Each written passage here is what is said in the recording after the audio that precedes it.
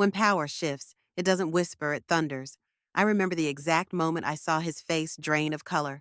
7 years after he walked out on me and our unborn child, telling me I'd never succeed without him. 7 years of rebuilding myself from the ashes he left behind. Now I stood at the head of the boardroom table, watching the recognition dawn in his eyes, his coffee cup frozen halfway to his lips, the nameplate before me gleaming under the lights chief executive officer. They say revenge is a dish best served cold, but there's nothing cold about the fire that's been burning inside me, fueling every late night, every sacrifice, every step I've climbed while raising our daughter alone. He once told me I was out of my depth, that some women aren't cut out for balancing family and ambition. Now he's about to learn how deeply he underestimated me and exactly what I'm capable of. The boardroom falls silent as I open my portfolio. Let's begin. Eleanor Morgan's heels clicked purposefully across the polished marble lobby of Titan Energy's headquarters, each step a deliberate statement. Outside, a wall of protesters chanted about climate accountability, their signs bobbing like angry waves against the building's glass facade. Inside, the air was cool, controlled, and weighted with expectation. ID, ma'am. The security guard eyed her with the wary respect reserved for unfamiliar executives. Eleanor produced her new access card, the ink barely dry, the title Chief Executive Officer still feeling foreign beneath her name. First day, she explained, with a composed smile that revealed nothing of the storm inside her. Welcome to Titan Energy, Ms. Morgan. He nodded, stepping back. Thank you. I suspect it's going to be an interesting day. An understatement that made her want to laugh, if not for the gravity of what lay ahead. The express elevator carried her upward, 40 floors of anticipation building with each passing number. Eleanor used the time to study her reflection in the mirrored wall, tailored navy suit, silver at her temples that she'd long ago stopped coloring, eyes that had seen more than most at 42. She adjusted the simple silver locket Sophie had given her last Mother's Day, a talisman of sorts against what was to come. The elevator doors opened directly into the executive floor. Martha Winters, a silver-haired woman in her 60s with the ramrod posture of someone who'd witnessed decades of corporate drama, stood waiting. Ms. Morgan, welcome. The executive committee is assembled in the main boardroom. No smile, no warmth, just professional efficiency. Thank you, Martha, and please, it's Eleanor. Martha's expression remained non-committal. The board prefers formality, Ms. Morgan. The first boundary established. Eleanor thought, this won't be the last. She followed Martha down a corridor lined with portraits of former CEOs, all men, all wearing similar expressions of stern authority. At the end of the hall, imposing mahogany doors opened into a boardroom where 12 people sat around a massive table, sunlight streaming through floor-to-ceiling windows that showcased the Manhattan skyline. And there he was, Richard Sinclair, 7 years older than when he'd walked out, but still possessing that magnetic presence that had once captivated her. Vice President of Operations, according to the briefing materials. His coffee cup paused halfway to his lips, eyes widening in recognition, then narrowing in calculation. Eleanor allowed herself exactly 1 second to absorb the shock that crossed his face before addressing the room. Good morning, she began, voice steady. I'm Eleanor Morgan. I appreciate you all taking time from your busy schedules for this meeting. William Harrington, the outgoing CEO, rose to greet her with a firm handshake. At 70, he still commanded respect, though his decision to retire had surprised the industry. Ms. Morgan brings extensive experience in energy strategy and organizational transformation, he announced to the room. The board believes she's uniquely positioned to lead Titan through the challenges ahead. Eleanor took her seat at the head of the table, directly opposite Richard. She opened her portfolio with deliberate calm, feeling his gaze burning into her. Before we begin, she said, I'd like to address the restructuring plan that will take effect immediately. She activated the presentation display. The organizational chart appeared, showing significant changes to the operations division, Richard's domain.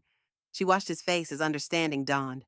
His division was being split into two traditional energy operations and renewable innovation, with the latter receiving substantially increased funding and priority.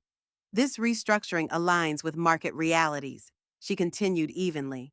Our renewable portfolio has underperformed industry benchmarks by 32%, while competing firms have doubled their investments in this sector.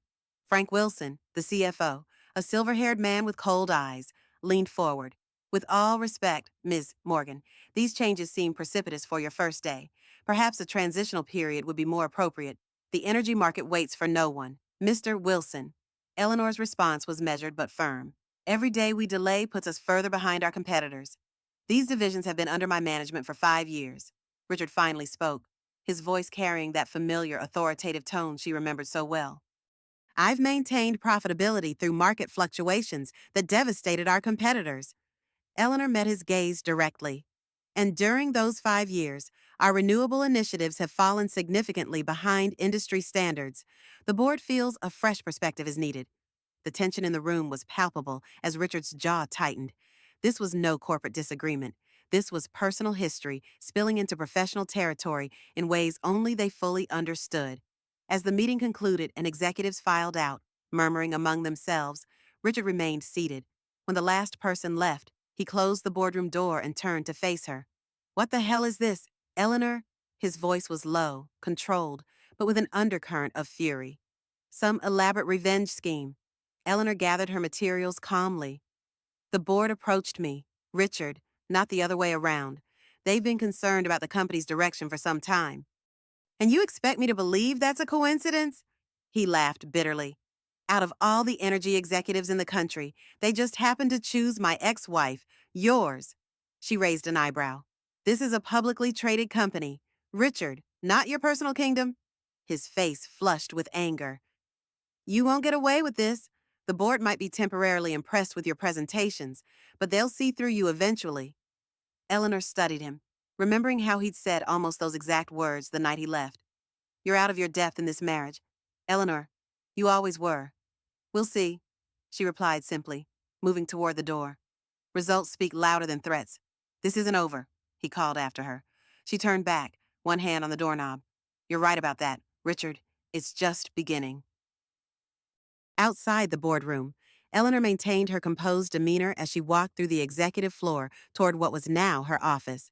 Curious stares followed her. Word would spread quickly about the new CEO and her connection to Richard Sinclair. Her new office, William Harrington's until yesterday, still bore traces of his 30-year tenure weathered leather furniture, a globe bar in the corner, industry awards lining one wall. But where William had displayed photographs of himself with politicians and industry leaders, Eleanor placed just one frame Sophie at her first science fair, beaming with pride despite the challenges in her young life. Martha appeared at the doorway. Your daughter's school called, she said, her professional mask softening slightly. Sophie won her debate competition. She wanted you to know right away. For the first time that morning, Eleanor smiled genuinely. Thank you, Martha. Could you send flowers to her school and let her know I'll take her for celebration ice cream tonight? Of course, Martha hesitated. Also, Mr. Sinclair has called an emergency meeting of the operations team for this afternoon. Eleanor nodded, unsurprised. Let him. The more desperate he gets, the more mistakes he'll make. After Martha left, Eleanor moved to the floor-to-ceiling windows. The protesters were still gathered below, their signs demanding climate justice. Unlike Richard, who had always seen such views as symbols of power and status, Eleanor saw connections, possibilities, futures to be built.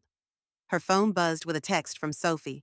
Did you really become the boss of Dad's company? Zach in my class says his mom says you did. Eleanor smiled. Yes, sweetie, I'm the CEO now. We'll talk more over ice cream tonight. She set her phone aside and turned to the stack of files Martha had prepared. It was time to understand exactly what she'd walked into. The Operations Division financial records painted a disturbing picture. Over 5 years, Richard had systematically redirected funds from renewable projects to traditional energy operations. The pattern was clear once you knew what to look for.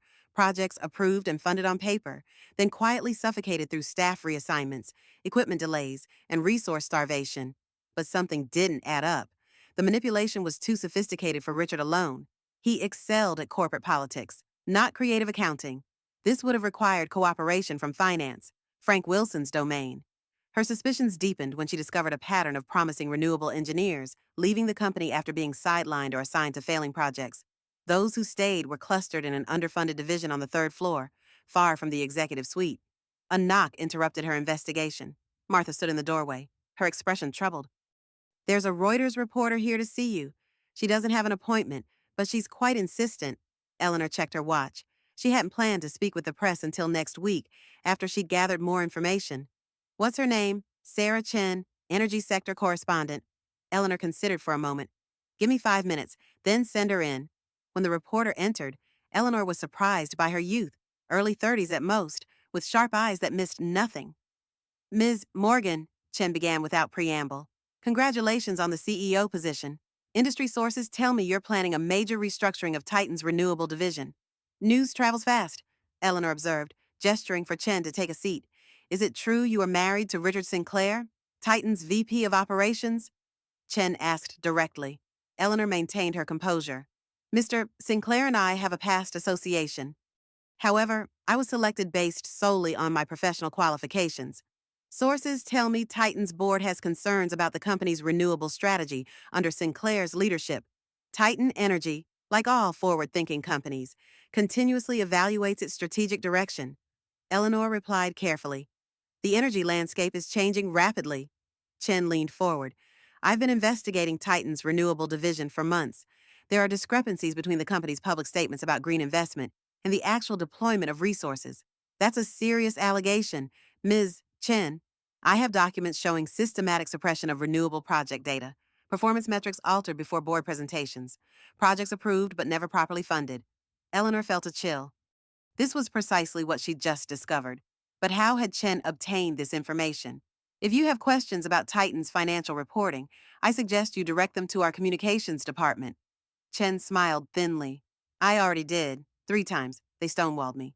And now you're hoping the new CEO will slip up on her first day. I'm hoping the new CEO might be interested in why her predecessor retired so suddenly, and what happened to Anthony Pierce. Anthony Pierce. Eleanor kept her expression neutral despite her confusion. The board's first choice for CEO died in a car accident 2 months ago. Brake failure, according to the police report. Eleanor felt the conversation shifting beneath her feet. I'm sorry to hear that, but I failed to see the relevance. Chen reached into her bag and placed a folder on the desk. Pierce was investigating Titan's financial practices, particularly regarding the renewable division. He had a meeting scheduled with the SEC the day after his accident.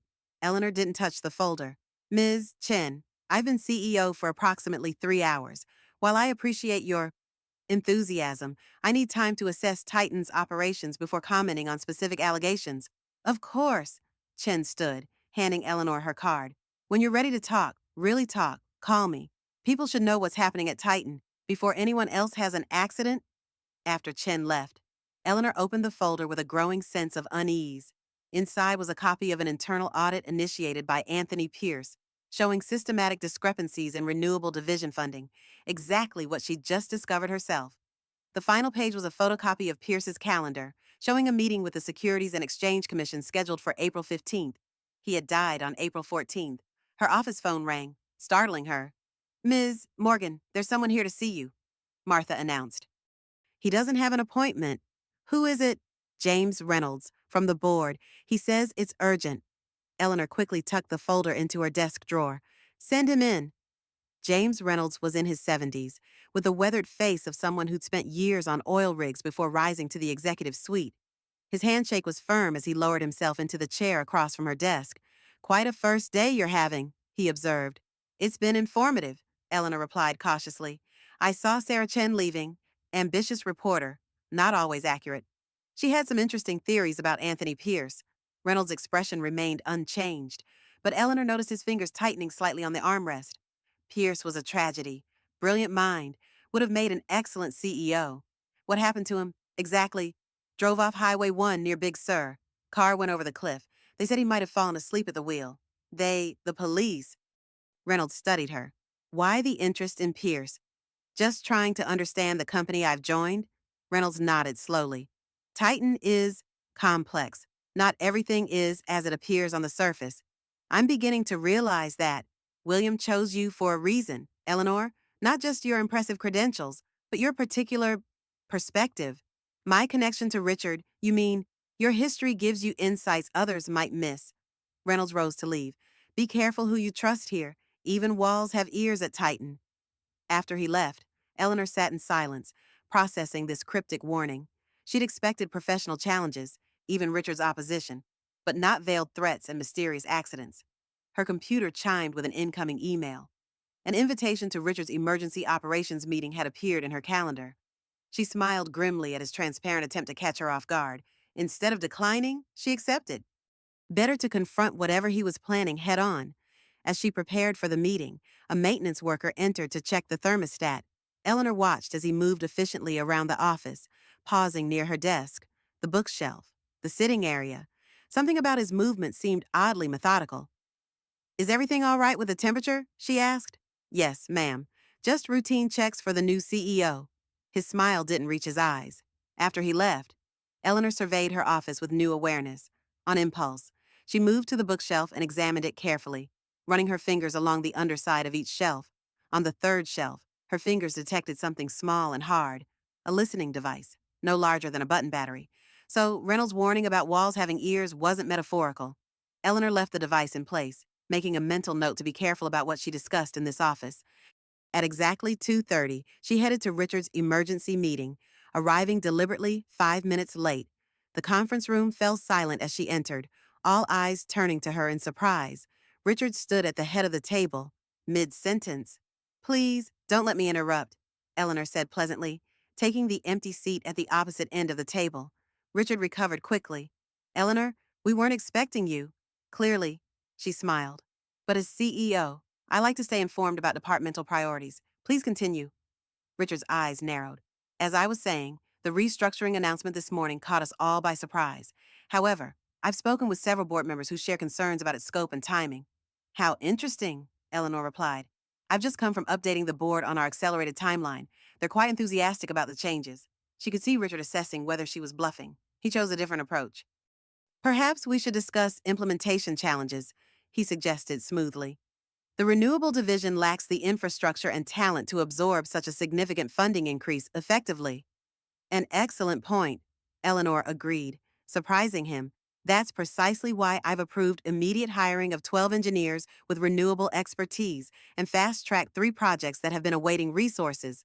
One of the younger managers, whom Eleanor recognized as Jacob Martinez from her briefing materials, looked visibly excited. Are you referring to the solar efficiency module we've been ready for prototype development for 18 months?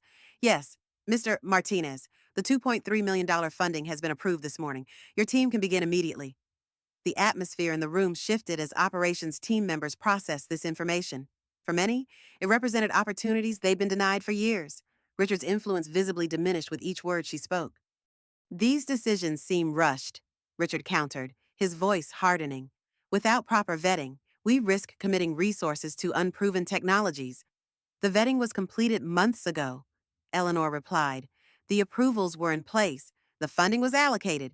It simply never reached the intended projects. The implication hung in the air. Richard's face flushed with anger. If you're suggesting impropriety, I'm stating facts. Richard, facts documented in quarterly reports, budget allocations, and project timelines.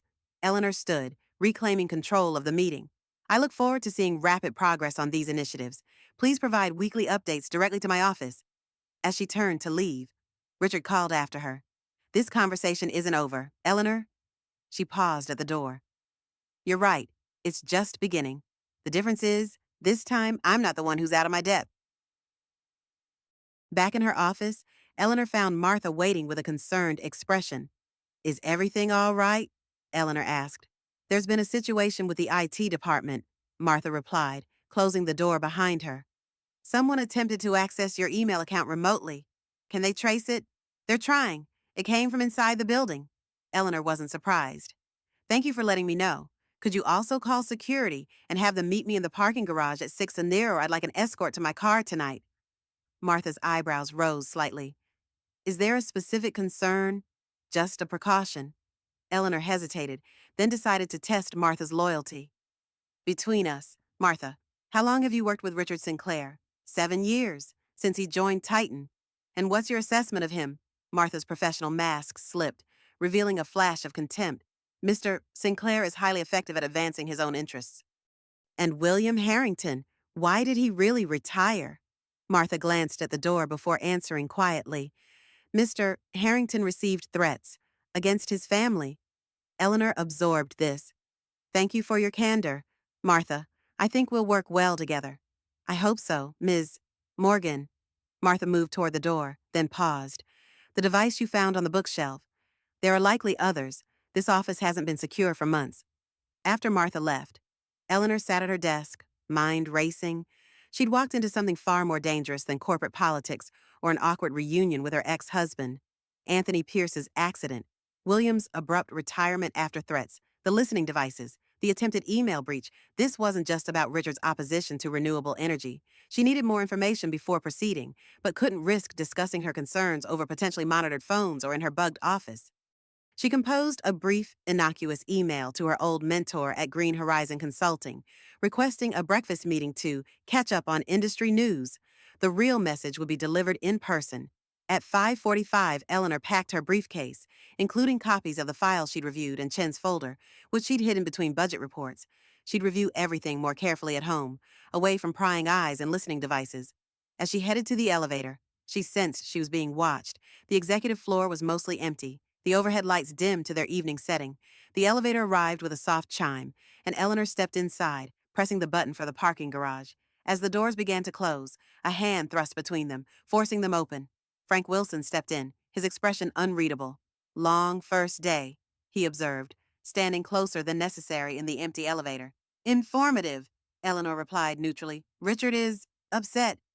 Change is often uncomfortable." Wilson studied her. "This isn't just about restructuring, is it? This is personal between you two." Eleanor met his gaze steadily.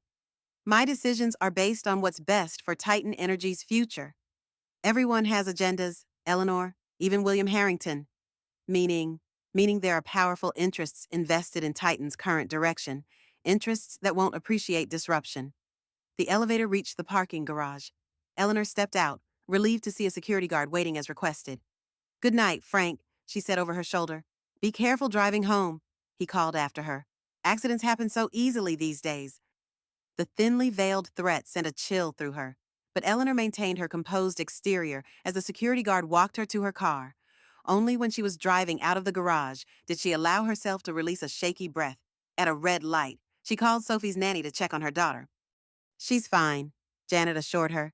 "Excited about her debate win and your celebration plans. I'm running a bit late. Traffic." Eleanor didn't mention the security concerns. "I'll be home within the hour." As she navigated through Manhattan traffic, Eleanor noticed a black SUV that seemed to be following the same route, staying a few cars behind. Paranoia? Or legitimate concern? She made a sudden turn down a side street. The SUV followed, heart pounding. Eleanor considered her options. The nearest police station was several blocks away. Instead, she pulled into the busy valet area of the Four Seasons Hotel, where doormen and security cameras provided safety and visibility. She watched in her rearview mirror as the SUV cruised slowly past, unable to see the driver through tinted windows. After waiting 15 minutes and confirming she wasn't being followed, Eleanor resumed her journey home. Her townhouse in Brooklyn Heights was a sanctuary of normalcy after the day's events. Sophie, already in pajamas, ran to greet her at the door, dark curls bouncing. "Mom, I won. I used that rebuttal strategy you taught me, and Jason didn't know what to say." Eleanor hugged her daughter tightly, breathing in the scent of her strawberry shampoo. "I'm so proud of you." "Soph, are we still getting ice cream?" Sophie asked hopefully. "Absolutely. Let me change, and we'll walk to Benson's." As they strolled hand in hand to the ice cream parlor 3 blocks away, Sophie chattered about school and friends, blissfully unaware of the day's tensions. Eleanor found herself scanning the street, checking parked cars, suddenly hyper-aware of potential threats. "Mom, you're squeezing my hand too tight," Sophie complained. "Sorry, sweetie." Eleanor relaxed her grip. "Just thinking about work." Over ice cream, mint chocolate chip for Sophie, coffee for Eleanor, her daughter finally asked the question that had been brewing all day. "Is it true you're Dad's boss now?" Eleanor considered her response carefully. "I'm the CEO of the company where your father works." "Yes." "Is that why he called Aunt Vanessa today?" "He sounded really mad." Eleanor paused, spoon midway to her mouth. "Your father called Vanessa. Vanessa Chen had been Eleanor's college roommate and remained her closest friend, despite the strain Richard had placed on their friendship during the divorce." Sophie nodded, chocolate smeared at the corner of her mouth. "I heard her talking when she picked me up from debate club. She said you were being fair, and Dad said you were being vindictive." The unexpected connection sent Eleanor's mind racing. Vanessa had never mentioned maintaining contact with Richard after their divorce. As Titan's HR director, she'd been instrumental in helping the board evaluate Eleanor's candidacy for CEO. Had she been feeding Richard information all along? "Well, people see things differently sometimes," Eleanor said carefully, wiping the chocolate from Sophie's chin. "Like how you make me eat broccoli, even though I hate it because it's good for me?" Sophie asked. Eleanor smiled at her daughter's unexpected wisdom. Exactly like that. Sometimes what's best isn't what's easiest. Later, after putting Sophie to bed, Eleanor retreated to her home office. She spread the copied files across her desk, searching for patterns she might have missed. The financial manipulations were too sophisticated, too systematic to be Richard's work alone. Frank Wilson had to be involved. But was he a willing participant or being pressured himself? Her phone buzzed with a text from an unknown number. Congratulations on the promotion. Coffee tomorrow. There's something you should know. William Harrington. Eleanor frowned. William had officially retired last week after 30 years at Titan's helm. Something in the wording suggested this wasn't a social call. Name the place and time, she replied. His response came quickly. Sutton's, 7 a.m. Come alone. Eleanor texted Vanessa. We need to talk about Richard. Coffee before work tomorrow. Vanessa's reply was immediate. Already planned to call you. 7:30 at Blue Spoon. Eleanor confirmed, then turned back to the documents. Something about the Renewable Division's research funding caught her attention. Funds had been diverted multiple times over the past year, not eliminated but redirected through a maze of internal transfers that effectively rendered promising projects stillborn while maintaining the appearance of support on paper. Following the money trail led to a subsidiary called Titan International Holdings, which seemed to exist primarily to obscure financial flows, and who sat on its board of directors, Frank Wilson, Richard Sinclair, and a name she didn't recognize, Viktor Petrov. A quick internet search revealed Petrov as a Russian energy magnate with close ties to the Kremlin. What was his connection to Titan's internal financial manipulations? Sleep eluded Eleanor that night as her mind raced through possibilities. She'd accepted the CEO position believing it was primarily a professional opportunity, a chance to lead an energy company through the critical transition to renewables. The fact that Richard worked there had seemed like an ironic footnote, a personal hurdle to overcome. But now she wondered if she'd misunderstood the situation entirely. What if Richard's position at Titan wasn't incidental to her hiring, but central to it? What if the board had brought her in specifically because of their history, not despite it? More troubling was the growing sense that she'd walked into something far more dangerous than corporate politics. Anthony Pierce's convenient accident, the listening devices, Frank's veiled threat, the following car. These weren't the tactics of executives protecting their bonuses. These suggested larger stakes, possibly involving Petrov and whatever Titan International Holdings was really doing. Eleanor moved to the window, gazing out at the Brooklyn Bridge illuminated against the night sky. 7 years ago, Richard had walked out on her, 6 months pregnant, saying she was out of her depth and would never succeed without him. The cruel irony was that his betrayal had forged her into someone stronger, more determined, more capable than she might otherwise have become. Now she needed those qualities more than ever, because this wasn't just about proving Richard wrong anymore. It was about uncovering the truth before she became the next Anthony Pierce. The next morning dawned gray and drizzly, matching Eleanor's mood as she arrived at Sutton's 20 minutes early. The small cafe in the West Village was far from Titan's midtown headquarters, offering privacy and discretion. She chose a corner table with a view of both entrances, a habit she'd developed during the contentious divorce proceedings when Richard's lawyers had attempted to catch her off guard multiple times. William Harrington arrived precisely at 7, his imposing height somewhat diminished by age, but his shrewd eyes as sharp as ever. Gone was the tailored suit she'd seen yesterday, replaced by casual slacks and a worn leather jacket. Eleanor, he greeted her, extending his hand. Thank you for coming. Your message was intriguing, she replied, studying him. Coffee, black, please, old habits. After ordering, Eleanor cut to the chase. You didn't ask me here for small talk, William? He smiled briefly. Direct as always. It's why I recommended you for this position. Along with my connection to Richard, William's expression grew serious. I assume you've started to notice certain irregularities in Titan's financial reporting, particularly regarding the renewable division, Eleanor confirmed. Funds allocated but never deployed, promising projects mysteriously stalled, talent reassigned or pushed out, and all of it concealed through creative accounting. I began noticing patterns about 2 years ago, William said, leaning forward. Subtle at first, then increasingly brazen, but by the time I had enough evidence to take to the board, I discovered something even more troubling. He paused as their coffee arrived. 3 board members have financial ties to competing traditional energy companies, he continued once they were alone. And one has direct connections to Petrov Energy in Russia. Viktor Petrov, Eleanor murmured. His name appears on Titan International Holdings Board. William's eyebrows rose. You found that connection already impressive. It took me months. Is that why you retired rather than confronting the issue directly? Partially, he admitted, but mostly because I realized Titan needed someone completely outside the existing power structure, someone with the skills to turn the company around and the personal motivation to expose what's been happening, regardless of the consequences. And my history with Richard made me the perfect candidate, Eleanor concluded. Your qualifications are impeccable, William countered. But yes, your history with Richard provided additional motivation that other candidates might lack. You understand what he's capable of. You won't underestimate him.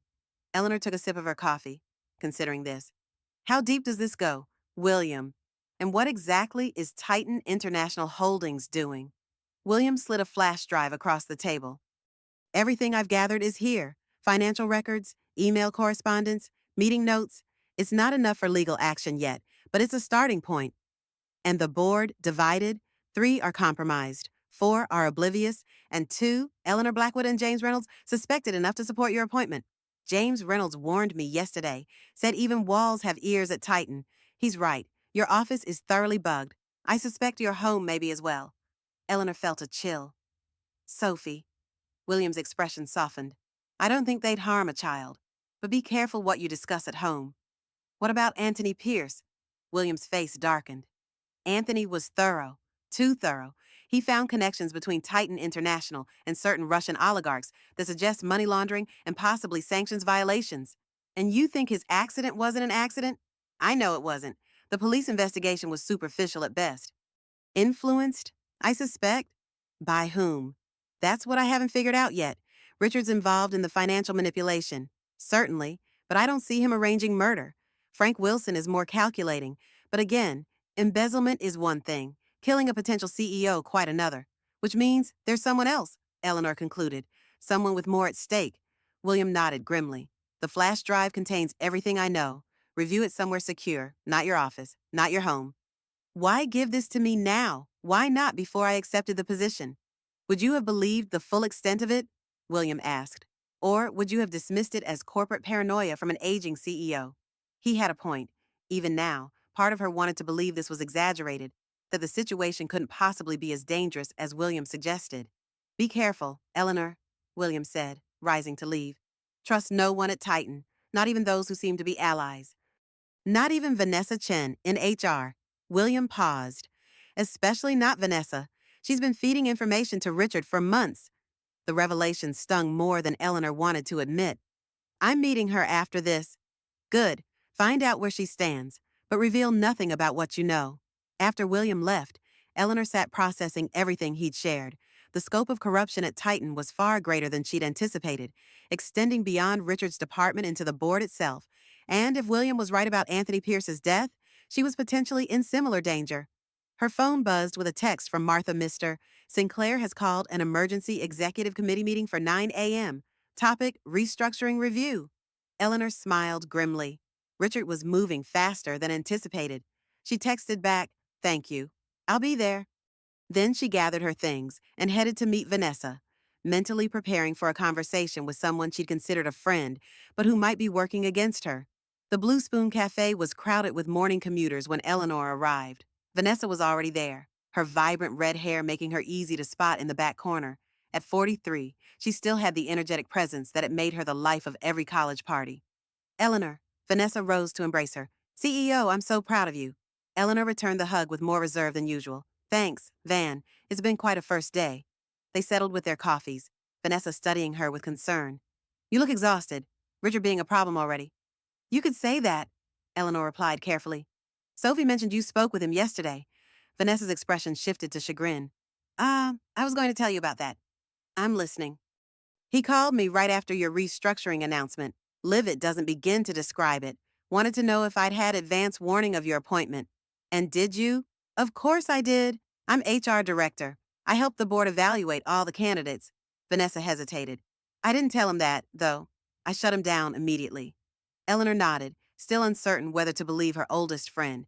Richards called an emergency meeting this morning, likely trying to challenge the restructuring. He won't succeed, Vanessa assured her. The board is firmly behind your plan, even James Reynolds, who was skeptical at first. Have you heard anything about Anthony Pierce? Eleanor asked, watching Vanessa's reaction closely. A flicker of something, fear, crossed Vanessa's face. Just that it was a terrible accident. Why? I'm trying to understand the company dynamics. Pierce was slated to be CEO before his death. Yes, he was brilliant. Dedicated to renewable energy transformation. Vanessa glanced at her watch. We should head to the office if you want to prepare for Richard's ambush. As they left the cafe, Eleanor still wasn't certain where Vanessa's loyalties lay. She'd revealed nothing overtly suspicious, but there was tension beneath her usual warmth. I'm glad you're at Titan, Vanessa said as they parted outside. The company needs someone like you right now. Someone like me. Someone who can't be intimidated, not even by Richard Sinclair. Eleanor smiled thinly. He lost that power over me a long time ago. Walking into Titan's headquarters felt different on her second day. Less like entering foreign territory, more like stepping into a battlefield where she knew the terrain.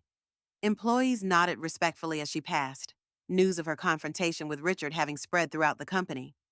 Martha waited at the elevator with a tablet and determination in her eyes. Good morning, Ms. Morgan. I've gathered the files you requested on the Renewable Division's funding history, and the executive committee is assembling in Boardroom A. Thank you, Martha. Eleanor set a brisk pace toward her office. After my meeting, I'll need to see the operational assessment for Mr. Sinclair's department from the last 3 quarters, the raw data, not the summarized reports. Already on your desk, Martha said with a hint of a smile. I've taken the liberty of highlighting the discrepancies between the raw numbers and what was presented to the board. Eleanor glanced at her with newfound appreciation. You've been tracking these issues yourself. Let's just say some of us have been waiting a long time for someone to notice what's been happening, Martha replied carefully.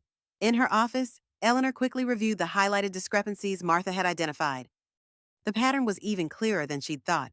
Systematic misrepresentation designed to make renewable projects appear less viable than they actually were. At 8:55, she headed to Boardroom A, mentally preparing for Richard's challenge. The executive committee members were already seated, an atmosphere of tension evident in their postures. Richard sat at the far end, looking confident despite yesterday's confrontation. Frank Wilson and Harold Thompson, the legal director, flanked him like lieutenants. Good morning. Eleanor began precisely at 9. I understand there are questions about yesterday's restructuring announcement. Richard leaned forward. Several board members have expressed concerns about the pace and scale of the changes. We believe a more measured approach would better serve Titan's interests. Which board members specifically? Eleanor asked mildly. Richard hesitated, clearly not expecting the direct question. I've spoken with Michael Davis, Thomas Wilson, and Catherine Hayes. All feel the restructuring was inadequately vetted. Eleanor nodded thoughtfully. Interesting. I spoke with each of them last night, and they expressed full support for the plan. Perhaps there's been a misunderstanding. She could see Richard reassessing, realizing she'd outmaneuvered him. He changed tactics. The renewable division simply isn't equipped to handle such a massive funding increase, he argued. The infrastructure isn't there. That's precisely why the restructuring includes a substantial investment in infrastructure development, Eleanor countered, pulling up detailed plans on the display screen. These blueprints and staffing models have been ready for implementation for 18 months. They were fully vetted and approved. The only missing element was the funding, which kept being reallocated. Harold Thompson, the silver-haired legal director, interjected. These changes create significant regulatory and compliance challenges. My department hasn't been consulted. Eleanor smiled pleasantly. Actually, Harold, your department provided the regulatory framework for this transition last year. She displayed the legal assessment bearing his department's approval. Has something changed since this assessment was completed? Thompson blinked, clearly not expecting his own documentation to be used against him. He rifled through the report, frowning as he scanned the legal analysis. Additionally, Eleanor continued, the regulatory landscape is shifting rapidly in favor of renewable development. The tax incentives alone make this transition financially advantageous, quite apart from the market positioning benefits. Richard had remained silent during this exchange, studying her with growing calculation. He recognized the strategy now. She was systematically dismantling the obstacles he'd planned to raise, anticipating each one before it could gain traction. The financial models are certainly compelling in theory, he finally said, his voice carrying that familiar patronizing tone. But theory rarely accounts for real-world implementation challenges. An excellent transition to our next topic, Eleanor replied, refusing to be baited. Let's discuss why the Renewable Division's infrastructure has remained underdeveloped despite repeated budget approvals. She pulled up the financial tracking data, showing how funds allocated to renewable development had been consistently diverted. The room grew uncomfortably quiet as the pattern became undeniable. As you can see, she continued into the silence, Over $86 million allocated to renewable infrastructure development over the past 3 years has been redirected to other initiatives, primarily within traditional energy operations. Those funds were strategically redeployed to address more immediate operational priorities. Richard defended, that's standard practice in any large corporation. Except that these redeployments directly contradicted board approved strategic initiatives, Eleanor countered. More concerning is that the performance reports to the board never reflected these reallocations transparently. Eleanor Blackwood, a stern woman in her 60s who had been listening intently, spoke for the first time. Are you suggesting deliberate sabotage of board directives, Ms. Morgan? The question hung in the air, creating exactly the opening Eleanor needed. I'm presenting data, Ms. Blackwood. The pattern speaks for itself. She paused, letting the implications settle. What's clear is that our renewable division has been systematically disadvantaged despite its strategic importance to our future. Richard leaned forward, his expression darkening. This presentation feels less like strategic planning and more like an indictment of previous management. I have to question whether personal history is influencing professional judgment here. And there it was, the personal attack she'd been waiting for, the attempt to paint her as emotionally motivated rather than data-driven. 7 years ago, this tactic had been devastatingly effective, making her question her own perception and capabilities. Now, it simply confirmed how predictable he remained. I understand why it might feel that way to you, Richard, Eleanor replied calmly. When data contradicts our preferred narrative, it often feels personal. But these financial records aren't emotional. They're factual. Eleanor Blackwood's eyes narrowed slightly as she observed their exchange. Perhaps we should take a 15-minute break before continuing, she suggested. This discussion clearly requires everyone's full attention.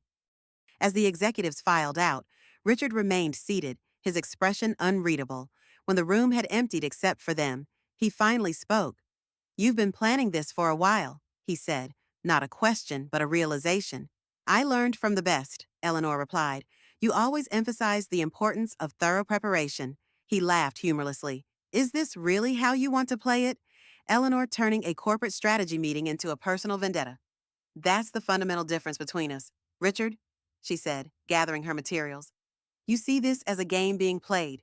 I see it as a company being led. As Eleanor walked toward the door, he called after her. You won't win this. I have resources you can't imagine. She paused, turning back. Then, I suggest you use this break to prepare your counter-arguments. You'll need them to be substantially more compelling than they've been so far.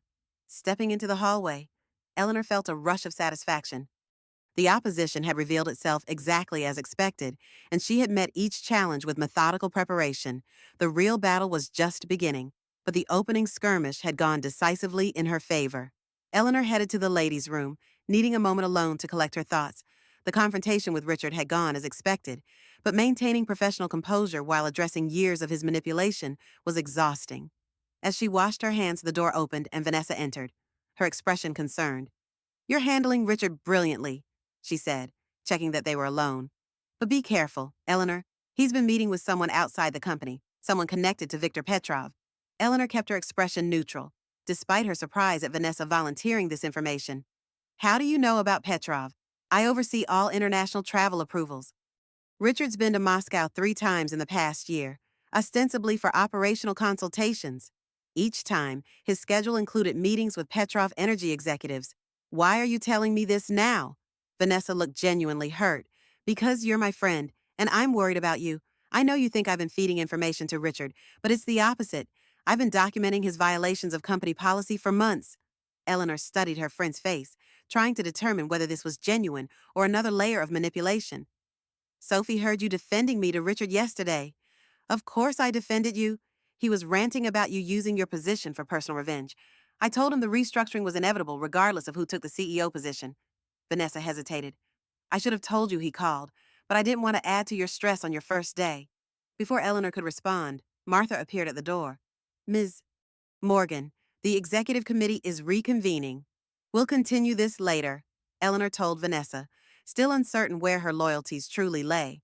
The remainder of the meeting proceeded more smoothly than Eleanor had anticipated.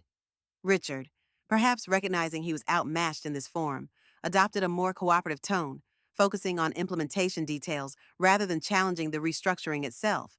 But Eleanor wasn't fooled. This tactical retreat simply meant he was planning a different approach. By lunchtime, She had secured the executive committee's formal approval for her plans, including the accelerated funding for renewable projects. As the meeting concluded, Eleanor Blackwood asked her to stay behind. "That was quite the performance," she observed once they were alone. "Both yours and Richard's." Eleanor gathered her materials, keeping her expression neutral. "I presented facts, Eleanor. Richard presented objections. That's how these discussions typically work." Blackwood smiled slightly. "We both know there was nothing typical about that meeting." She paused, studying Eleanor. "The board meets on Friday to review quarterly performance. I assume you'll be presenting this strategic shift." "Yes, along with the preliminary findings from the financial audit." Blackwood nodded slowly. 3 days isn't much time for Richard and his allies to mount effective opposition. Was that deliberate timing on your part? "I believe in moving efficiently once decisions are made," Eleanor replied carefully, "especially when delay has already cost the company significantly." After Blackwood left, Eleanor checked her watch, 12:15 p.m., just 45 minutes until her next critical appointment. She deliberately scheduled it for today, knowing that timing was essential to maintaining momentum. Martha appeared in the doorway. "The Reuters reporter will be here at 1 p.m. as scheduled. Also, Mr. Sinclair has called an emergency meeting with his operations team for 2:30. "Thank you, Martha. Has the press release been finalized?" She handed Eleanor a folder. "Legal approved the final version this morning. It focuses entirely on the strategic shift to renewables, with quotes from you and Eleanor Blackwood." The press release was carefully crafted to announce Titan Energy's accelerated commitment to renewable technologies, highlighting the substantial new investment and leadership vision driving the change. While it never mentioned the previous mismanagement directly, industry insiders would immediately recognize the implicit criticism of past leadership. Eleanor's phone buzzed with a text from an unknown number. "Your daughter is beautiful in her school uniform. Blue really suits her.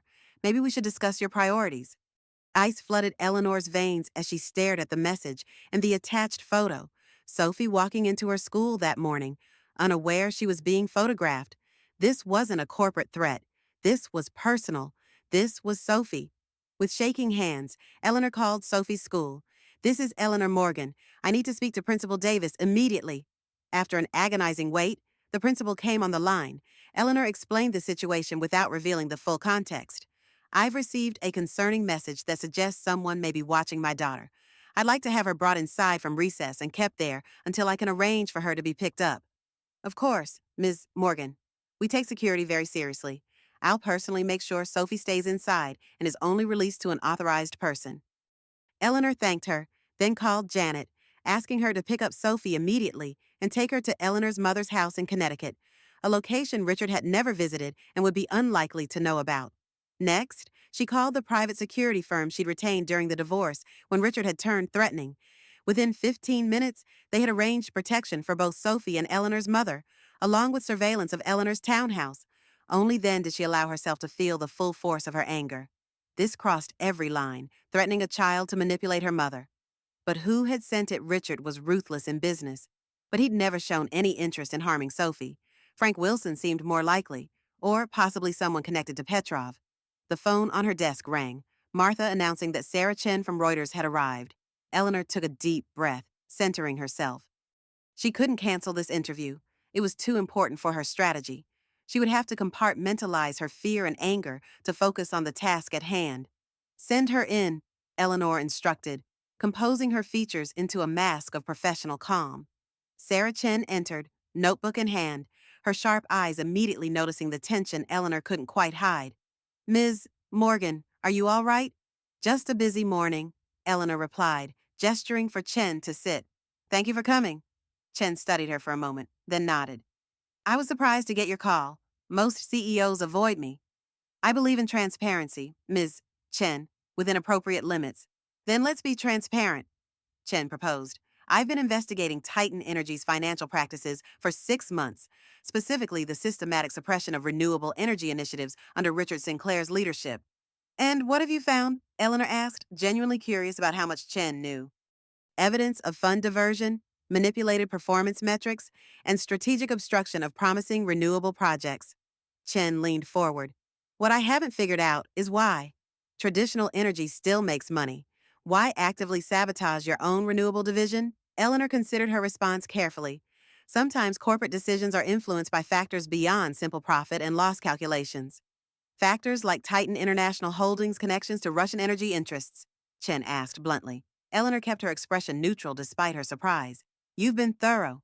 Anthony Pierce was my source, Chen revealed. He was going to provide documentation of sanctions violations the day after he died. Eleanor's mind raced. If Chen had been working with Pierce, she might have information not included in William's flash drive. What exactly did Pierce tell you about Titan International? That it was being used to circumvent sanctions against Russian energy companies. American technology that couldn't legally be sold to Russia was being channeled through subsidiaries in countries with looser restrictions. And you can substantiate these claims? Chen hesitated. I have notes from our conversations. Some financial records Pierce provided. Not enough for publication without more solid evidence. Eleanor made a decision. Ms. Chen, I'm announcing a major renewable energy initiative today. I'd like you to have the exclusive. Chen's eyes narrowed in suspicion. Why me? Because you understand the context. You'll see beyond the press release to what this really means for Titan's direction. And what does it really mean? It means Titan Energy is reclaiming its original mission, providing sustainable energy solutions that benefit our shareholders and the planet. Eleanor handed her the press release. The board has approved a $2.8 billion investment in renewable technology development over the next 3 years. Chen quickly scanned the document, her expression sharpening. $2.8 billion is massive, nearly triple your previous commitment. The market will see this as a complete reversal of Titan's traditional energy approach. Not a reversal, Eleanor corrected, an acceleration of what should have been happening all along. As Chen continued reviewing the details, Eleanor watched her reactions carefully. The reporter was smart enough to read between the lines, to see that this announcement effectively ended Richard's ability to divert funds from renewable projects. This will create waves throughout the industry, Chen observed, especially with certain international partners. Change often does, Eleanor agreed. After Chen left with her exclusive, Eleanor checked her phone. Janet had confirmed that Sophie was safely at her grandmother's house, with security in place. The immediate threat to her daughter had been addressed, but the larger danger remained. Eleanor's next move was critical. Richard's emergency operations meeting was scheduled for 2:30, a desperate attempt to consolidate his remaining support and develop a counter-strategy. By now, he would have heard about her interview with Reuters and realized its implications. Her phone buzzed with an email notification from William Harrington. Just got a call from Davis on the board. Richard's been reaching out to directors individually, claiming the renewable pivot is financially reckless and personally motivated. 3 seem receptive, may need to accelerate our timeline. Richard was moving faster than anticipated, trying to build board opposition before Friday's meeting. Time to adjust her own schedule accordingly. Eleanor called Martha in. I need to move up the investor calls to tomorrow morning, before the Reuters piece goes live, and schedule a dinner with James Reynolds tonight, if he's available. Already on it, Martha replied efficiently. Also, the preliminary audit report has been completed. The findings are significant. Send it directly to my secure email, Eleanor instructed, and ask Eleanor Blackwood if she can review it before tomorrow's executive committee follow-up. The clock on her wall seemed to tick louder as the pieces moved more rapidly across this corporate chessboard. Friday's board meeting was the ultimate deadline, the moment when all these carefully orchestrated elements would converge. But first, she needed to confront the immediate threat, whoever had sent that message about Sophie, and she had a growing suspicion it wasn't Richard after all. Eleanor deliberately arrived 5 minutes late to Richard's emergency operations meeting, timing her entrance for maximum impact. The conference room fell silent as she walked in, conversations abruptly halting. Richard stood at the head of the table, mid-sentence, his expression shifting from confident to wary. Please continue, Eleanor said pleasantly, taking the only remaining seat at the opposite end of the table from Richard. I'm always interested in departmental perspectives on our strategic direction.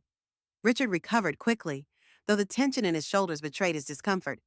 As I was explaining to the team, while the renewable expansion has merit in principle, the aggressive timeline creates significant operational risks. What specific risks concern you most? Eleanor asked, appearing genuinely interested. The question caught him off guard. He'd clearly expected opposition, not engagement. Supply chain vulnerabilities, primarily. The specialized equipment required for these projects has lead times of 6 to 9 months. An excellent point, Eleanor agreed, surprising him further. That's why I've already authorized expedited procurement through 3 alternative suppliers. The documentation should be in your inbox by now. Martha, who had entered silently behind Eleanor, nodded confirmation. Sent 15 minutes ago, with competitive pricing analyses attached. Eleanor watched as operations team members surreptitiously checked their emails, finding the comprehensive procurement plans she prepared. Once again, She had anticipated Richard's objections and neutralized them before he could gain traction. These alternative suppliers lack Titan's traditional quality standards, Richard countered, but his argument sounded hollow even to his own team. Actually, Eleanor replied, two of these suppliers serve our primary competitors, whose renewable infrastructure has outperformed ours by 28% in reliability metrics. The third is a new market entrant with impressive innovation credentials. She turned to Jacob Martinez. Jacob, your team evaluated their solar cell technology last year, correct? Martinez nodded enthusiastically. Yes. Their efficiency ratings exceeded our current supplier by 12%, but our request to switch was denied due to budgetary constraints. The pointed look he gave Richard spoke volumes about whose constraints they had been. For the next hour, Eleanor systematically addressed every concern raised about the renewable expansion, demonstrating thorough preparation and detailed knowledge of operational realities. With each exchange, Richard's authority visibly diminished as his team recognized the superior vision and planning Eleanor brought to the table. When the meeting concluded, team members lingered to speak with Eleanor rather than departing with Richard, a subtle but significant shift in allegiance. Richard noticed, his expression darkening as he gathered his materials. A word in private, Eleanor, he requested as the room emptied. When they were alone, his facade of professional concern dropped away. Impressive performance. You've clearly been planning this coup for some time. This isn't a coup, Richard. It's a course correction. Is that what you tell yourself? He moved closer, attempting to use his height advantage to intimidate her, another familiar tactic from their marriage. This company was thriving under the current model. You're risking thousands of jobs to satisfy some personal vendetta. Eleanor didn't back away, meeting his gaze steadily. The company was not thriving. It was systematically undermining its own future to protect certain interests, including yours. And Sophie, is her well-being also secondary to your corporate ambitions? Eleanor froze, studying his face. What about Sophie? Children suffer when their parents engage in public power struggles, he said, his tone suddenly concerned. Have you considered how all this will affect her? She's already struggling at school. The implied threat was clear, but Eleanor detected something odd in his delivery, as if he were reciting lines rather than making a spontaneous comment. Richard had never shown this level of concern for Sophie's emotional well-being before. How do you know she's struggling at school? Eleanor asked carefully. Vanessa mentioned it, he replied, too quickly. She's worried about both of you. Another piece clicked into place. When did you last speak with Vanessa? Yesterday, after your restructuring announcement. He glanced at his watch. I have another meeting. We'll continue this discussion later. After he left, Eleanor remained in the conference room, mind racing. Richard had referred to Sophie's school difficulties, information that would indeed have come from Vanessa, but his delivery had seemed rehearsed, as if he'd been coached to mention Sophie. The threatening text had included a photo of Sophie at school, something Richard could have obtained through Vanessa, who was on the approved pickup list, but the message itself didn't feel like Richard's style. He was manipulative, yes, but rarely overtly threatening, especially where Sophie was concerned. Eleanor's phone buzzed with a text from Martha Frank Wilson, asking about your schedule for tomorrow. Says it's urgent regarding the audit. Tell him I'm unavailable until Friday.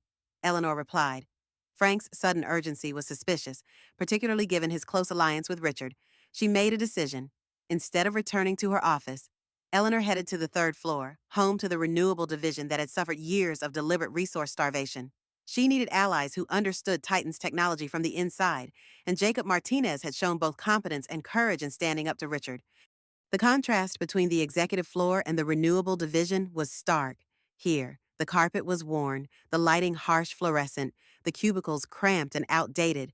As Eleanor stepped off the elevator, conversations hushed and heads turned. Her unannounced visit was clearly unprecedented.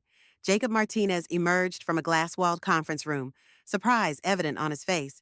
Ms. Morgan, can I help you with something? I need your expertise, Mr. Martinez, in private, if possible. He led her to a small meeting room, closing the door behind them. Is this about the solar efficiency module, indirectly? Eleanor lowered her voice.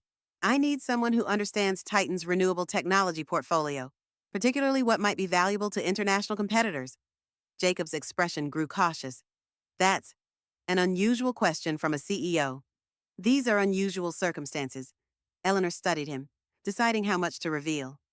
I believe certain Titan technologies may have been inappropriately shared with foreign entities. You mean the Russian transfers, he said flatly. Eleanor kept her face neutral despite her surprise. You know about those? We developed a breakthrough in concentrated solar power 3 years ago. Cost effective, scalable, perfect for regions with limited infrastructure. His voice tightened with controlled anger. 6 months later, Petrov Energy announced an innovation using our exact specifications. When I raised concerns, I was transferred to a dead end project and told to forget about it. By Richard, by Frank Wilson. Richard just signed off on it. Another piece of the puzzle shifted into place. Frank, not Richard, appeared to be the primary architect of the technology transfers. Jacob, I need to know exactly what technologies have been compromised and how valuable they would be to Petrov Energy. It's not just Petrov, Jacob revealed. There's a Chinese connection too, through a subsidiary called Eastern Horizon. They received our battery storage innovations. Eleanor's concern deepened. If Titan had been transferring sensitive technology to both Russian and Chinese energy companies, the implications went beyond corporate misconduct into potential national security violations. I need documentation, she told Jacob. Anything showing the technology transfers, particularly the approval chain. I kept records, he confirmed, after the solar technology theft. I started tracking everything. Most engineers here did. We couldn't stop it, but we could document it. I need those records tonight. Can you compile them securely? Jacob nodded. I'll need to be careful. It monitors our activities closely. Use this. Eleanor handed him a secure flash drive William had given her. It bypasses Titan's tracking systems. As she prepared to leave, Jacob asked hesitantly, is this why you're pushing the renewable expansion to stop the technology theft? That's part of it, Eleanor acknowledged. But I also believe it's the right direction for Titan's future and for the planet. Back on the executive floor, Eleanor found Martha waiting outside her office, expression tense. There's been another situation, Martha said quietly, following Eleanor inside and closing the door. Someone attempted to access your personal email using the company network. IT blocked it, but they traced it to Vanessa Chen's department. Eleanor absorbed this news with growing certainty that her earlier suspicions about Vanessa were justified. Thank you, Martha. Could you also check if Vanessa has been in contact with Frank Wilson recently? Meeting requests, emails, anything. Already did, Martha replied, placing a printout on Eleanor's desk. They've had 6 closed-door meetings in the past month, none on her official calendar. Only appear in the security system logs for door access. Eleanor studied the document, noting the pattern of meetings intensifying after William announced his retirement. Martha, how long have you worked at Titan? 27 years. I was William's assistant before yours. And in that time, what's your assessment of Frank Wilson? Martha's professional demeanor slipped, revealing deep contempt. Mr. Wilson presents himself as a conservative financial steward, but he's manipulated company resources for years. William suspected, but could never prove his connection to Petrov. And Richard, how does he fit into this? Mr. Sinclair's ambitious and ethically flexible. But I believe Mr. Wilson is the true power behind the operation. He uses Mr. Sinclair's department as cover for the financial manipulations. This matched Eleanor's developing theory. Richard was complicit, certainly, but Frank was the mastermind, perhaps even the one behind the threat to Sophie. Martha, I need to access Frank's communication records. Can you arrange that discreetly? I'll need IT support. There's someone trustworthy, David Sharma. He helped William with similar requests. Do it, Eleanor instructed. And Martha, thank you. Your loyalty to Titan is commendable. My loyalty isn't to Titan, Martha replied with unexpected emotion. It's to what Titan was supposed to be, before people like Frank Wilson corrupted it. After Martha left, Eleanor reviewed the investor briefing materials for tomorrow's calls. The Reuters exclusive would break overnight, and she needed to be prepared for the market reaction. But her mind kept returning to the threat against Sophie and its implications. If Frank was indeed behind it, his desperation suggested the stakes were even higher than she'd realized. The technology transfers Jacob described weren't just about competitive advantage. They potentially violated federal regulations on technology sharing with foreign entities, particularly those under sanctions. Eleanor's secure phone buzzed with a text from her private security team, subject F.W., made 2 calls to international numbers today, one Moscow, one Beijing. Both scrambled but metadata captured, so Frank was communicating directly with his foreign contacts, likely warning them about the coming changes at Titan. The renewed focus on renewables would disrupt whatever arrangement they had established. Her office phone rang, James Reynolds confirming their dinner meeting. Eleanor welcomed the opportunity to speak with the board member William had identified as a potential ally. If her suspicions about Frank were correct, she would need board support to take decisive action. At 6:30, Eleanor met James at an upscale steakhouse in Midtown. deliberately choosing a public venue where they were likely to be seen together, a signal to Richard and Frank that she was building her coalition. James Reynolds had the weathered face of someone who'd spent decades in the energy business, starting on oil rigs before rising through management. Now, in his 70s, he carried himself with the quiet confidence of someone who had nothing left to prove. "Quite a first 2 days you're having," he observed after they ordered. "Eventful," Eleanor agreed, though I suspect that was inevitable given Titan's complexities. James studied her over his whiskey. "William said you'd catch on quickly." He didn't exaggerate. "What else did William tell you about me?" "That you're exactly what Titan needs right now. Someone with both the technical expertise to lead our renewable transition and the personal motivation to clean house." "My history with Richard, you mean?" James smiled slightly. "That's part of it. But William was more impressed with how you rebuilt your career after Richard left. Single mother, high pressure industry, consistent advancement, speaks to your character." "And what's your assessment so far?" "That William was right." James leaned forward. "But you need to understand what you're really up against. This goes beyond corporate politics or even financial manipulation. The technology transfers to Petrov Energy and Eastern Horizon," Eleanor said quietly. James's eyebrows rose. "You've been busy, yes, but it's more than that. Frank Wilson has been orchestrating a complex scheme involving sanctions evasion and industrial espionage for years. Richard is involved, but he's not the primary actor. Why hasn't the board stopped it? 3 board members are compromised, financially entangled with Frank's international connections. The others lack sufficient evidence until recently." "Anthony Pierce found that evidence," Eleanor guessed. James nodded grimly. "And paid for it with his life. The accident was arranged by professionals." The confirmation of her worst suspicions sent a chill through Eleanor. And William's retirement, the threats against his family, very real. His grandson was nearly abducted outside his school. Eleanor thought of the threatening text about Sophie with renewed fear. "I received a similar threat today." James's expression hardened. "That confirms it. They're desperate, which makes them dangerous. The Reuters story tomorrow will accelerate their timeline." "What are they planning?" "We're not certain. But with their scheme exposed, they'll need to either silence you or discredit you completely before Friday's board meeting." "The board meeting is the key," Eleanor realized. "Once I present the audit findings and the evidence of technology transfers, even the compromised board members won't be able to ignore it." "Exactly. Which means you're in greatest danger between now and Friday." James reached across the table, his expression grave. "Eleanor, consider postponing the board meeting until we can arrange proper security." She shook her head firmly. "Delay gives them time to cover their tracks or worse. We proceed as planned, but with precautions." After dinner, Eleanor returned home to an empty house. Sophie still safely at her mother's in Connecticut. The silence felt oppressive rather than peaceful, each creak and settling noise triggering hyper-awareness. Her private security team had swept the house for surveillance devices, finding 3, one in her bedroom, one in her home office, and one in the kitchen. They'd left them in place but established signal jammers to prevent transmission, creating the illusion that the devices were still functioning while blocking actual surveillance. Eleanor moved through her evening routine mechanically, her mind processing everything she'd learned.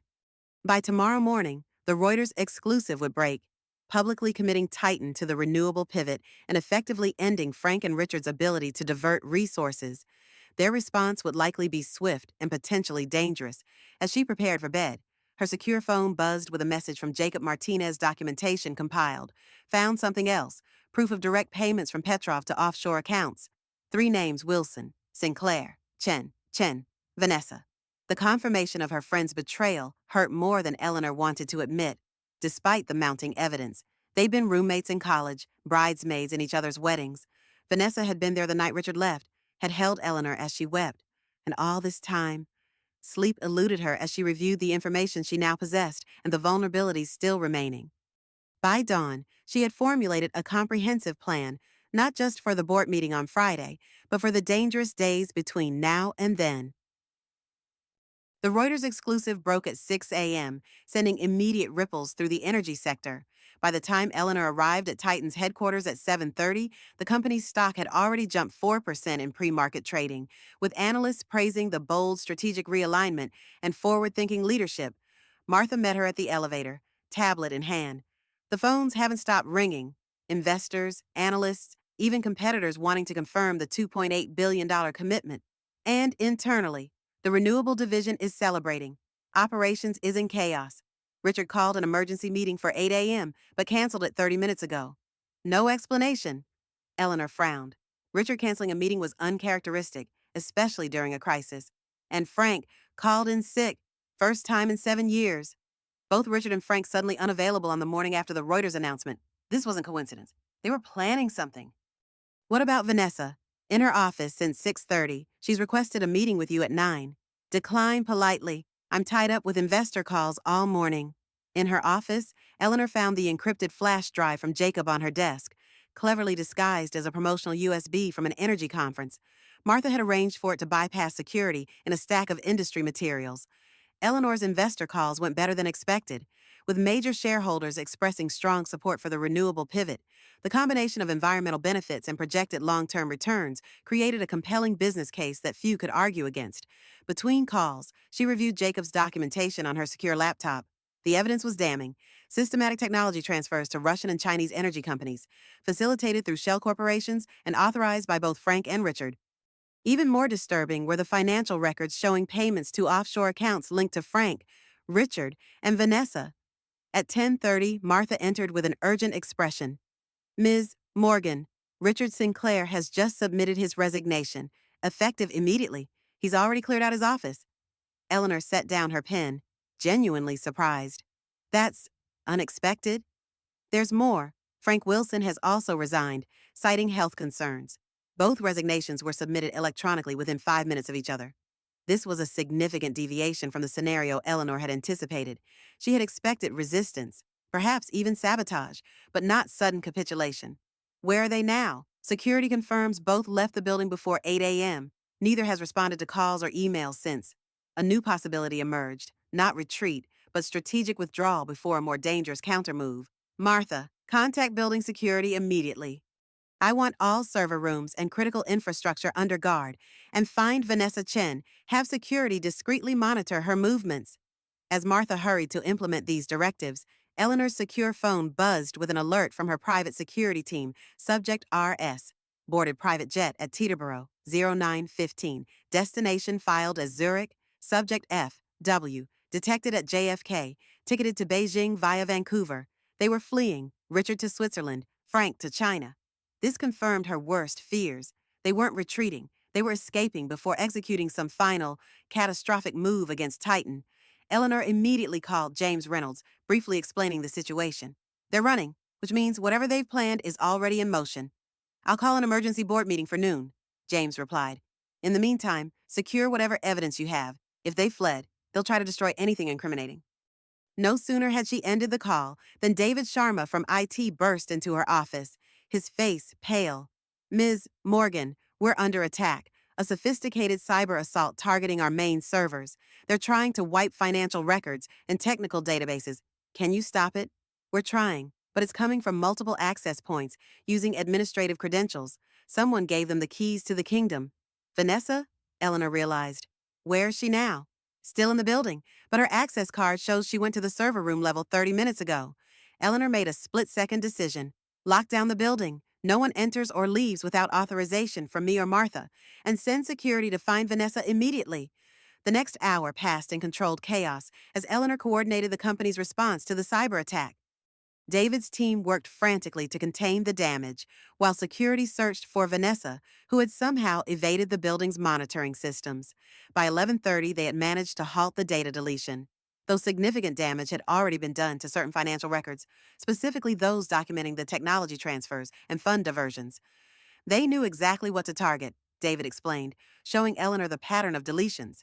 This wasn't random destruction. It was surgical removal of incriminating evidence. Fortunately, Eleanor had Jacob's comprehensive documentation safely backed up on the encrypted drive, along with William's earlier files. But the attack confirmed the conspiracy extended beyond just Frank, Richard, and Vanessa. As the emergency board meeting convened at noon, security finally located Vanessa, attempting to leave through a service entrance disguised as maintenance staff. She was detained and brought to a secure conference room for questioning. The boardroom atmosphere was tense as Eleanor presented the situation to the 10 members present, with William Harrington joining remotely as a special advisor.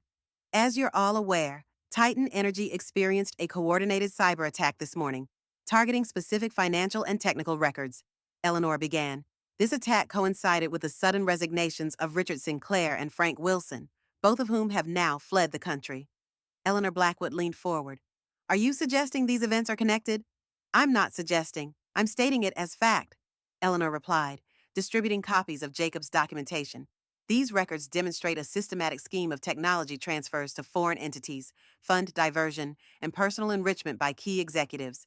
The board members reviewed the materials with expressions ranging from shock to grim confirmation. This is extensive, James Reynolds observed, and appears to involve board members as well. All eyes turned to Michael Davis, Thomas Wilson, and Catherine Hayes, the three board members James had previously identified as compromised. Davis stood abruptly. This is absurd. These documents could easily be fabricated. The originals have been secured with our outside counsel, Eleanor countered, and we've already confirmed their authenticity through blockchain verification timestamps. Hayes glanced nervously at her colleagues. Even if these transfers occurred, they may have been legitimate business arrangements mischaracterized by disgruntled employees. The $12.4 million transferred to your Cayman Islands account was also a legitimate business arrangement, Eleanor asked mildly, revealing the final page of documentation showing board member complicity. The room fell silent as the three implicated members realized the extent of the evidence against them. In light of these revelations, Eleanor continued, I recommend the board take 3 immediate actions. First, accept the resignations of Richard Sinclair and Frank Wilson. Second, request the resignations of the 3 compromised board members. Third, authorize me to contact federal authorities regarding potential violations of sanctions and technology export restrictions. William Harrington spoke from the video screen. I second all 3 recommendations and further suggest we appoint Eleanor Morgan as permanent CEO, removing the interim designation. The vote was swift and decisive, 7 in favor, 3 abstentions from the implicated members who recognized their precarious position. As the meeting concluded, Eleanor felt a momentary sense of victory, quickly tempered by the knowledge that significant challenges remained. The cyber attack had damaged critical systems. 2 key executives had fled, and Titan's reputation would suffer once the full story emerged. Outside the boardroom, Martha waited with an update. Federal agents have arrived to question Vanessa Chen, and there's someone else here to see you, a Mr. Petrov. Eleanor froze. Victor Petrov is here in the building. His son, Alexei Petrov, says it's urgent regarding his father's arrangements with Frank Wilson. This unexpected development could either be a trap or an opportunity. After a moment's consideration, Eleanor decided to meet with Petrov's son, but with precautions. Have security sweep the conference room first, then escort him there. I want 2 guards present during our meeting. Alexei Petrov proved to be younger than Eleanor expected, early 30s, with his father's imposing height but a more modern, cosmopolitan appearance. He spoke perfect English with only the slightest Russian accent. Ms. Morgan, he began without preamble. I understand you've had an eventful morning. That's one way to describe it, Eleanor replied cautiously. You wanted to discuss your father's arrangements with Frank Wilson. I want to disavow them, Alexei corrected, and provide you with information that may help mitigate the damage to both our companies. Eleanor studied him skeptically. Why would you do that? Because my father's old-world tactics have no place in the future of energy, he stated simply. I've spent 5 years trying to modernize Petrov Energy, pushing for legitimate renewable investments. Frank Wilson and my father conspired to maintain the status quo, enriching themselves while preventing real progress. And I'm supposed to believe you had no involvement in these schemes. Alexei placed a flash drive on the table. This contains all communications between my father and Frank Wilson for the past 3 years, including details of technology transfers and payments. I've been gathering this evidence since I realized what they were doing. Why bring this to me now? Because your announcement yesterday changed everything. The $2.8 billion renewable commitment means Titan will become a leader in the sector, potentially a valuable legitimate partner for Petrov Energy under new leadership. Your leadership, I presume? Alexei smiled slightly. My father suffered a stroke last night, shortly after speaking with Frank Wilson. The board has appointed me interim CEO. The pieces fell into place. Alexei wasn't just volunteering information, he was executing a calculated business strategy, distancing the new Petrov Energy from his father's corrupt practices while positioning for a potential partnership with Titan. This evidence, Eleanor nodded toward the flash drive. Would it hold up in court? It already has, in Moscow. The Russian authorities are particularly interested in the portions showing Frank Wilson's theft from government-supported energy projects. So Frank was fleeing not just American authorities, but Russian ones as well, explaining his circuitous route to China. And what do you want in return for this information, Mr. Petrov? A fresh start. The opportunity to discuss legitimate collaboration once the dust settles. He rose to leave. My father's generation saw energy as a zero-sum game. I believe our companies can grow together in the renewable space, ethically and profitably. After he left, Eleanor remained in the conference room, processing this unexpected turn of events. Alexei's information could prove invaluable in untangling the conspiracy and potentially recovering misappropriated technology and funds. But the immediate crisis wasn't over. Richard and Frank had fled, but their allies remained within Titan. The cyber attack had been contained, but it caused significant damage, and somewhere in all of this, the threat to Sophie still loomed. Eleanor's phone rang, Janet calling from Connecticut with an update on Sophie. "She's fine," Janet assured her, "playing with your mother's dogs, seemingly oblivious to any concerns. But Eleanor—" Richard called the house asking to speak with her. Eleanor's grip tightened on the phone. "What? How did he know she was there?" "He said Vanessa told him. I didn't put Sophie on the phone, following your instructions." "Good. Did he say anything else?" "Just that he needed to warn Sophie about something important. He sounded strange, almost frightened." This didn't align with Eleanor's understanding of Richard's involvement. If he was fleeing to Switzerland with millions in illegal payments, why would he be concerned about Sophie unless he wasn't fleeing willingly? Eleanor immediately called her security team. "I need everything you can find on Richard's departure." Who was with him on that private jet? Was he alone? Did he appear to be under duress? Within 15 minutes, they had located airport security footage showing Richard being escorted to the private jet by two large men in suits, his body language suggesting reluctance rather than voluntary departure. The narrative shifted again in Eleanor's mind. What if Richard wasn't a willing participant in the final stages of this conspiracy? What if his flight wasn't escape but abduction? As Eleanor contemplated this unsettling possibility, Martha entered with another update. Federal agents have finished questioning Vanessa. She's cooperating fully, claiming Frank coerced her participation through threats and blackmail. Do they believe her? They're verifying her story, but her information matches the documentation we provided. And the threat to Sophie was that Frank's doing as well. Martha nodded. According to Vanessa, Frank orchestrated it after the Reuters announcement, without Richard's knowledge. She claims Richard was horrified when he found out, which led to a confrontation with Frank this morning. This aligned with Eleanor's developing theory.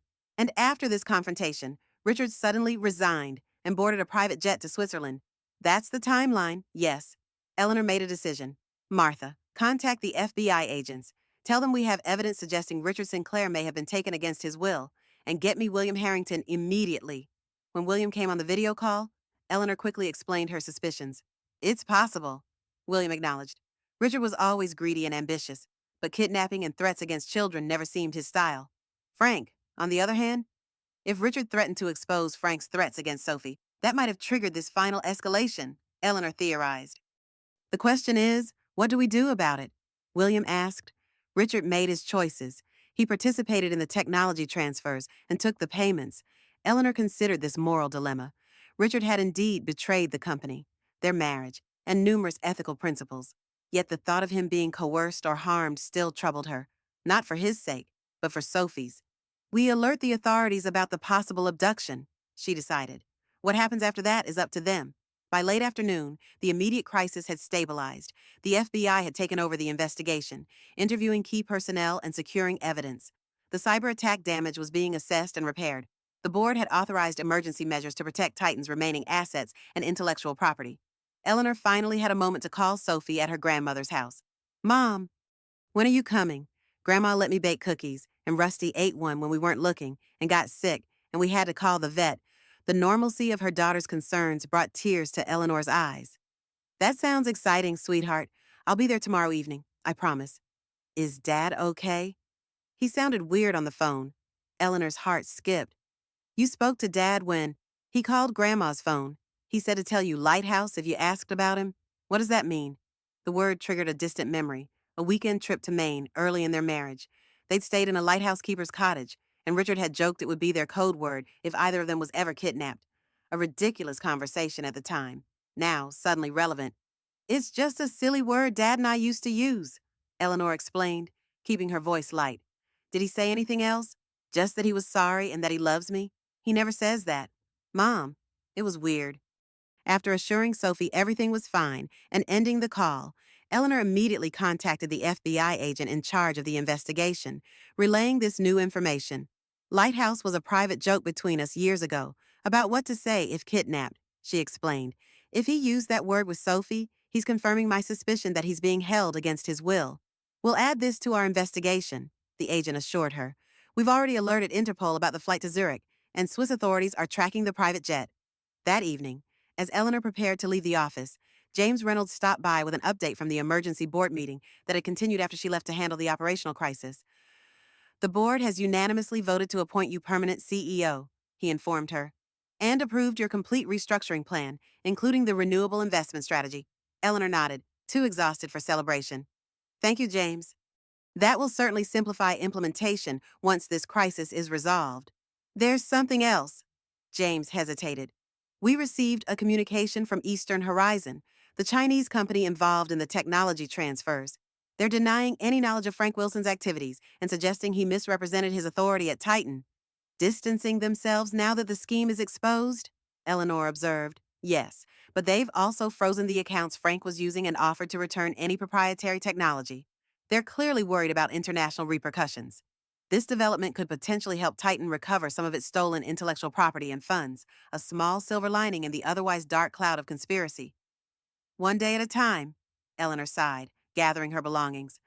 Tomorrow we'll focus on stabilizing operations and reassuring investors. The FBI will handle the criminal aspects. And Richard?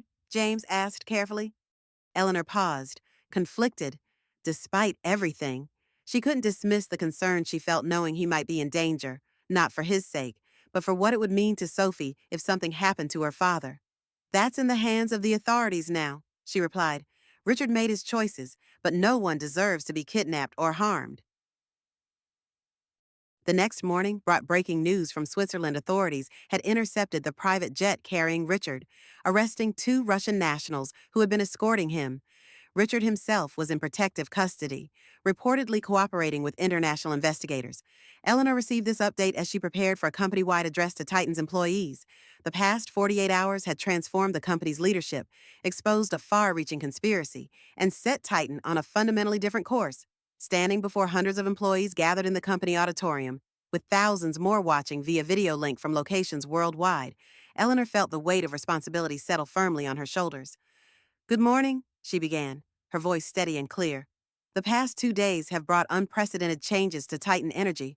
Some of you have heard rumors, seen news reports, or witnessed unusual activity in our offices. Today, I want to provide clarity about what's happened and where we're going from here.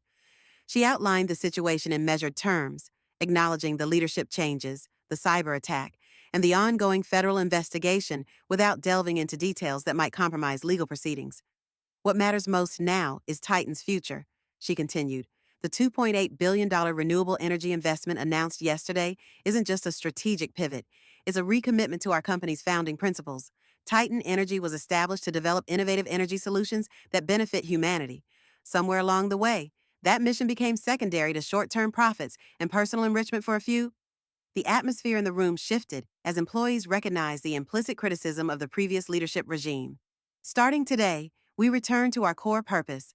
The renewable division will receive the resources and support it has long deserved. The traditional energy operations will continue with appropriate investment while we develop transition strategies. And most importantly, every decision will be guided by transparency, integrity, and long-term sustainability, both environmental and financial. Eleanor paused, looking out at the sea of faces, some hopeful, others skeptical, all attentive. I know many of you have endured frustration and disappointment as your innovations were sidelined or your concerns dismissed. I've seen the worn carpets and outdated equipment on the 3rd floor. While the executive suite enjoyed luxury and excess, that imbalance ends now. A ripple of surprised approval moved through the audience. In the coming weeks, each department will participate in strategic planning sessions to identify priorities and resource needs. No more decisions made in isolation by executives disconnected from the actual work. Titan's future will be shaped by the collective expertise of everyone in this company. She concluded with a personal note that she had carefully considered whether to include. Some of you may have heard that Richard Sinclair and I were once married. That is true. What you may not know is that he left me when I was 6 months pregnant with our daughter. At the time, he told me I would never succeed without him, that I wasn't cut out for balancing motherhood and ambition. The auditorium was completely silent now. Everyone focused intently on her words. I share this not to disparage Richard, who is facing his own consequences, but to make a broader point about resilience and transformation. 7 years ago, that painful experience could have defined me as a victim, as someone abandoned and diminished. Instead, it became a catalyst for growth. Eleanor's voice strengthened with conviction. Titan Energy now stands at a similar crossroads. Recent events could define us as a company corrupted, a victim of executive misconduct, or they can become the catalyst for our transformation into something stronger, more ethical, and ultimately more successful than before. The choice is ours, all of ours, to make together. The applause that followed was tentative at first, then growing in strength as employees responded to the authenticity and vision she offered. By the time Eleanor stepped away from the podium, the ovation had become a standing one, not universal, but substantial enough to signal a collective willingness to embrace this new direction. Martha met her as she exited the stage. Powerful message. The renewable team is practically euphoric, and operations mixed, as expected. But Jacob Martinez reports several senior engineers have already approached him about transferring to renewable projects. The tide is turning. Eleanor checked her watch. I need to leave for Connecticut. Sophie has waited long enough. Of course. Martha handed her a folder. The FBI sent this for your review, a preliminary statement about Richard's situation. They'd like your input before it's released publicly. In the privacy of her office, Eleanor read the document with mixed emotions. Richard had indeed been coerced onto the private jet after threatening to expose Frank's more extreme actions, including the threat against Sophie. He was now providing evidence against both Frank and Viktor Petrov in exchange for consideration in his own case. The FBI's proposed statement acknowledged Richard's cooperation while still emphasizing his participation in the technology transfer scheme and acceptance of illegal payments. It was factual without being vindictive, appropriate given the circumstances. Eleanor approved the statement with a single change, a line acknowledging that Richard had attempted to protect his daughter from threats, even as he faced consequences for his own actions. It wasn't exoneration, but it was a small gesture of humanity in an otherwise stark legal document. As she prepared to leave for Connecticut, Eleanor reflected on the extraordinary journey of the past 3 days. She had arrived at Titan Energy expecting professional challenges and personal discomfort at working with Richard again. Instead, she had uncovered an international conspiracy, thwarted a cyber attack, and found herself permanently appointed as CEO of a company now committed to renewable energy transformation. Most importantly, she had finally and completely shattered the limiting belief Richard had tried to instill in her 7 years ago, that she couldn't succeed without him, that she wasn't cut out for balancing motherhood and professional ambition. The irony wasn't lost on her. Richard's abandonment had forced her to develop exactly the resilience, determination, and strategic thinking that had enabled her to expose his misconduct and take his place at Titan. His cruelty had inadvertently forged her into someone stronger than he could have imagined. As Eleanor drove toward Connecticut and her waiting daughter, she felt a sense of closure that had eluded her for years, not because Richard was facing justice, though that provided a certain satisfaction, but because she had finally transcended the need for his validation or defeat. Her success wasn't defined by his failure, it stood on its own merits. Sophie was waiting on the porch swing when Eleanor arrived, launching herself into her mother's arms with the unrestrained enthusiasm of a 7-year-old. Mom, finally, I have so much to tell you about Rusty eating the cookie and throwing up, and Grandma said bad words. Eleanor hugged her tightly, breathing in the scent of her strawberry shampoo. I can't wait to hear all about it. Later, after dinner and Sophie's elaborate reenactment of the dog's cookie incident, Eleanor sat with her mother on the back porch. The evening was peaceful, fireflies beginning to appear in the gathering dusk. I saw the news about Richard, her mother said quietly. Are you all right? Eleanor considered the question. Yes, I think I am. Not because of what's happening to him, but because it finally doesn't define me anymore. It never did, her mother replied firmly. You defined yourself through your choices, your resilience, your love for Sophie. I know that now. Eleanor smiled, watching Sophie chase fireflies across the lawn. I just wish I hadn't wasted so much time proving it to myself. That wasn't wasted time, her mother countered. That was you becoming exactly who you needed to be, not just for this moment at Titan, but for Sophie, for yourself. Eleanor nodded, recognizing the wisdom in her mother's perspective. Every challenge, every setback, every moment of doubt had contributed to her development, not just professionally, but as a person of integrity and determination. Mom, Sophie called from the yard, a firefly glowing briefly in her cupped hands before she released it. Watch, they light up and then disappear, but they're still there even when you can't see the light. Yes, they are, Eleanor called back, smiling at the inadvertent metaphor. The light is always there, even when we can't see it. 2 weeks later, Eleanor stood at the podium at the National Renewable Energy Conference, delivering the keynote address to an audience of industry leaders, government officials, and environmental advocates. Titan Energy's dramatic transformation had made her an unexpected celebrity in the sector, with the media dubbing her the Phoenix of Clean Energy, rising from personal and professional ashes to lead a corporate revolution. The transition to renewable energy isn't just a technological challenge, she told the audience. It's a human one. It requires us to overcome inertia, confront vested interests, and reimagine what's possible. In the front row, Sophie sat between Martha and Jacob Martinez, who had been promoted to head Titan's expanded renewable division. She beamed with pride at her mother, occasionally leaning over to whisper questions to Jacob about the technical terms Eleanor used. At Titan Energy, we've learned this lesson through difficult experience, Eleanor continued. When renewable initiatives were treated as secondary concerns, persistently underfunded and undermined, they naturally underperformed. It wasn't a failure of technology or market demand, it was a failure of leadership and vision. She outlined Titan's comprehensive renewable strategy, now expanded to a $3.4 billion investment following unexpected support from additional investors impressed by the company's new direction. The most powerful obstacle to transformation isn't technological limitations or even financial constraints, Eleanor concluded. It's the voice, whether external or internal, that says you can't, you shouldn't, or you're not cut out for this. The voice that places artificial limitations on our potential based on past performance, current circumstances, or others' limited vision. She paused, making eye contact with Sophie, who gave her an enthusiastic thumbs up.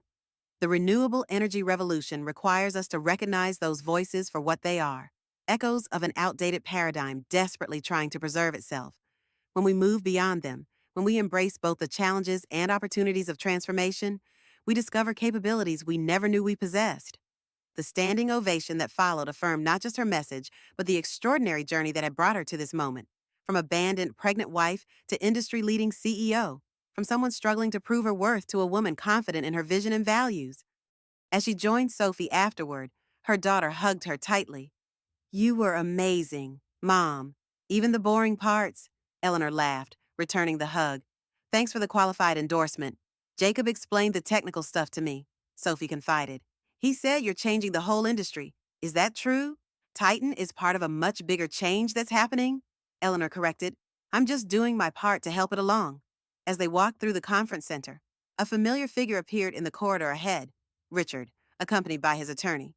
He was in the United States temporarily, having been granted limited travel permission to assist with the ongoing investigation. Eleanor felt Sophie tense beside her, uncertain how to react to the father who had been largely absent from her life and was now embroiled in international legal proceedings. It's okay, Eleanor assured her. We can say hello. Richard approached cautiously, his once confident demeanor subdued by recent events. Eleanor, Sophie, that was an impressive speech. Thank you.